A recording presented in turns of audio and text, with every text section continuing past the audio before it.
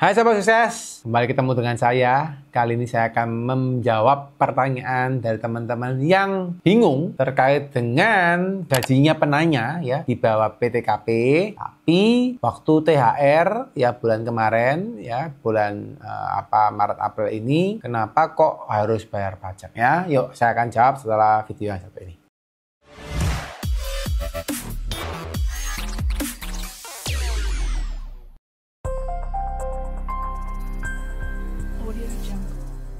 Oke teman-teman, gimana kabarnya semua? Semoga semua semakin sehat ya, semakin diberkatin dan semua selalu happy ya. Nah ini teman-teman, saya akan menjawab pertanyaan dari teman-teman yang mungkin lagi bingung ya, kenapa Pak saya kok dipotong PPh 21 ya, dipotong pajak padahal gaji saya di bawah PTKP ya.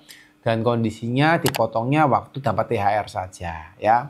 Nah ini teman-teman yang cukup menarik ya, karena kenapa? Karena ini memang satu hal yang sering menjadi problematika gitu ya, karena banyak yang tahu bahwa PTKP yang dimiliki, PTKP itu maksudnya penghasilan tidak kena pajak ya. Penghasilan tidak kena pajak itu diberikan kepada Anda sebagai orang pribadi ya yang sudah bekerja ya, dimana kalau Anda mendapatkan penghasilan setahunnya di bawah 54 juta, Anda itu tidak perlu bayar pajak ya. Jadi kondisi seperti itu. Nah, kalau 54 juta tidak perlu bayar pajak setahun, berarti kalau dibagi 12 sama dengan 4,5 juta ya, benar ya, 4,5 juta nggak perlu bayar pajak. Nah, misal saja Anda gajinya adalah 4,5 juta ya, atau 4,4 juta ya.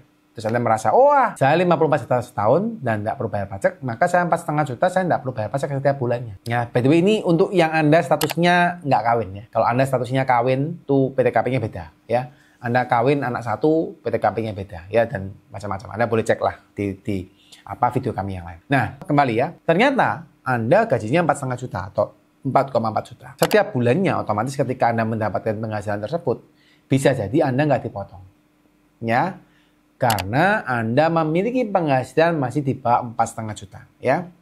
Nah, sedikit saya kembali supaya teman-teman tahu ya, bahwa ada perubahan aturan ya. Kalau dulu itu Anda menghitung pajak karyawan atau Anda dipotong pajak oleh perusahaan, itu dulu menggunakan cara perhitungan dengan tarif PPh pasal 17, yaitu ya Anda tinggal pokoknya di bawah 54 juta, terus Anda tinggal di-grading setahunnya berapa, terus tinggal dikalikan 5%, 15%, 25% sampai sebagainya ya. Tapi yang terbaru ini ada menggunakan TER ya. TER itu kayak tarif efektif rata-rata. Membuat lebih ada batasan ya. Jujur lebih kompleks secara perhitungannya karena tarifnya banyak banget. Tapi ini memang aturan ya. Semoga teman-teman nggak bingung ya. Kalau bingung silakan cari video kami yang lain terkait dengan TER gitu ya. Nah, by the way di TER ini ya, kalau Anda misalnya TK0 ya, memang kondisinya kalau Anda penghasilannya di bawah 5.400.000 itu Anda masih dapat tarif pajaknya 0%. Ya 5.400.000 per bulan ya, rata-rata per bulan itu Anda 5.400.000 Anda masih TER-nya 0%. Ya, enggak perlu bayar pajak ya. Nah, kalau kita kembali ke PTKP harusnya 54 juta berarti 4,5 juta rupiah ya, 4,5 juta rupiah. Tapi kalau yang di TER kategori A itu kalau Anda TK0 itu karena dia sampai ke kawin, jadi sampai ke PTKP-nya sampai K0 ya. TK0, TK1 atau K0 ya. TK1 itu tidak kawin anak 1, kalau K0 kawin anak 0 ya. Jadi kurang lebih PTKP totalnya 58,5 juta ya. 58,5 juta kalau saya bagi 12 berapa? Bentar ya teman-teman ya, saya cek 58,5 saya bagi 12, 4875 harusnya ya. Tapi secara TER ini Anda dapat batasan 5.400.000, TER-nya masih 0%. Jadi Anda nggak dipotong ya. Tapi kalau Anda mendapatkan lebih dari 5,4 juta ya, itu Anda akan dipotong. Ya, itu dipotong sekian persen ya, dari pertama seperempat persen yang pertama.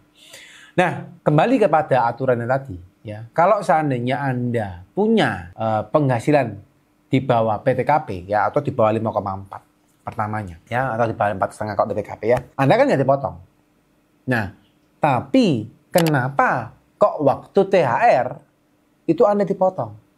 Nah, karena gini teman-teman, kondisinya waktu Anda mendapatkan THR, kan Anda biasanya akan mendapatkan ya Bisa jadi 1 kali gaji, ya 1 kali gaji pokok, ya, karena aturannya kan 3 kali gaji pokok. Nah, Anda dikasih THR, lalu dari sana Anda ditambahkan penghasilannya dengan penghasilan yang Anda dapatkan di bulan tersebut, ya.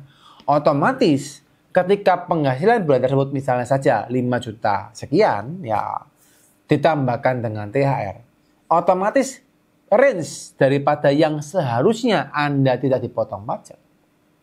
Tapi karena di bulan itu Anda mendapatkan penghasilan, ya, yang melebihi daripada batas tarif efektif rata-rata, Anda akan dipotong pajak di bulan tersebut saja. Nah, ini yang perlu teman-teman perhatikan, ya. Jadi ketika Anda dipotong, memang kondisinya adalah apa? Kondisinya adalah memang secara nominal, secara perhitungan di bulan tersebut, pajak Anda sudah melewati batas aman, ya, bukan batas aman, ya, batas tarif 0% lah, simpelnya gitu, ya. Jadi Anda harus bayar pajak, tapi di bulan itu aja Anda akan dipotong pajaknya.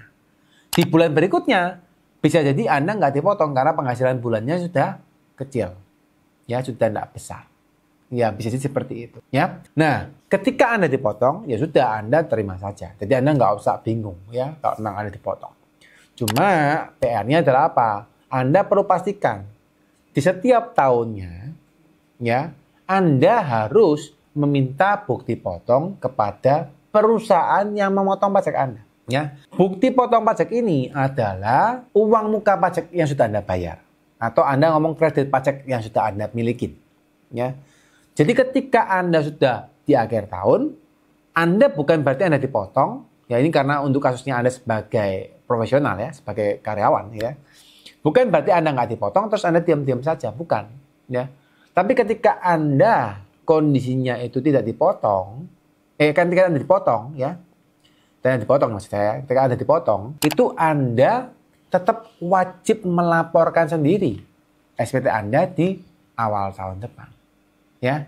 Jadi Anda minta bukti potongnya, Anda rekapin lagi penghasilan Anda kurangkan, Anda jumlah dulu, ya, penghasilan Anda berapa, pajaknya berapa, lalu Anda tahu pajak yang harus dibayar berapa, Anda kurangkan dengan penghasilan atau dengan pajak yang sudah dipotong oleh perusahaan Anda. Nah, itu Anda baru tinggal sinkronisasi. Oh, misalnya harusnya Anda bayar pajaknya 500.000. Ternyata sama perusahaan sudah dipotong misalnya 250.000. Oke, nah Anda tinggal kurangin. Berarti misalnya Anda harus bayar 500.000 dikurangi 250.000, maka sisanya ya tinggal 250.000 saja yang perlu Anda bayar tambahan. Ya, tapi kalau ternyata Anda itu dipotong kebanyakan, 500.000 harusnya bayar pajaknya, tapi Anda dipotongnya misalnya 750.000, kepotong kebanyakan. Nah, akan Anda potensi lebih bayar. Nah, kalau kondisi lebih bayarin teman-teman, memang teman-teman minta harus untuk melakukan restitusi, ya. Jadi teman-teman bisa minta pengembalian, ya, untuk pajak yang sudah Anda bayar, ya. By the way, untuk aturan ini Anda biasanya memang akan mendapatkan pemeriksaan singkat, ya, untuk Anda bisa dikembalikan uangnya, ya. Tapi jangan teman-teman gini, ada yang beberapa orang yang melakukan, waduh Pak, saya lebih bayar itu sedikit, ya. Udah Pak, tak biarin aja Pak, saya nggak apa-apakan, ya. Terus ada kejadian teman-teman, ini nyata, ya, true story, orang pajaknya datang, nanyain, "Loh, kenapa kok kamu lebih bayar?" Gitu, ya. Terus karena dia itu sudah niat untuk merelakan kelebihan bayarnya, dia malah marah-marah. "Bapak ini ngapain sih Pak? Bapak ganggu-ganggu saya," gitu, ya. "Saya udah Pak, saya nggak mau direstitusi, sudah Pak, saya serahkan kepada pemerintah." Nah, ini teman-teman tolong jangan dilakukan, ya. Karena ada yang melakukan seperti itu dan dia minta petugas pajaknya, nah mohon maaf nih, ya, petugas pajak juga manusia, ya, mereka juga punya hati dan punya emosi, ya. Akhirnya apa? Petugas pajaknya apa? Mereka agak marah tuh sama wajib pajaknya, didatangilah ke kantor wajib pajaknya dengan banyak orang, ya. Yang aslinya cuma lebih bayar sedikit, akhirnya dia harus diperiksa dan malah tambah bayar pajak tambahan. Ini kejadian, ya.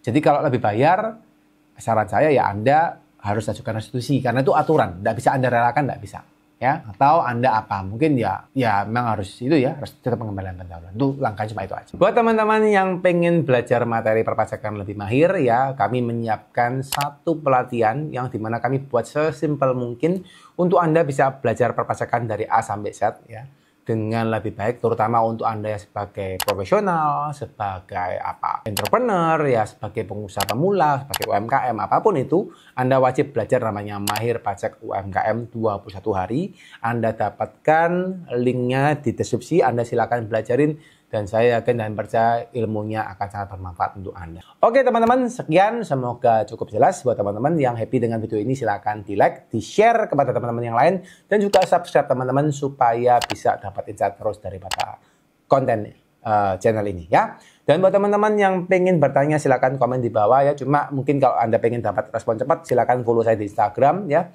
dan Anda boleh DM ya. Itu mungkin akan lebih cepat ya untuk saya bisa balas, karena kalau di bawah, karena komennya banyak, saya juga kadang-kadang komennya kan macam-macam ya. Kalau di DM saya tahu itu pertanyaan ya. Sekian teman-teman, semoga sehat selalu, sehat, sukses, dan selalu berbahagia buat teman-teman sekalian. Bye-bye.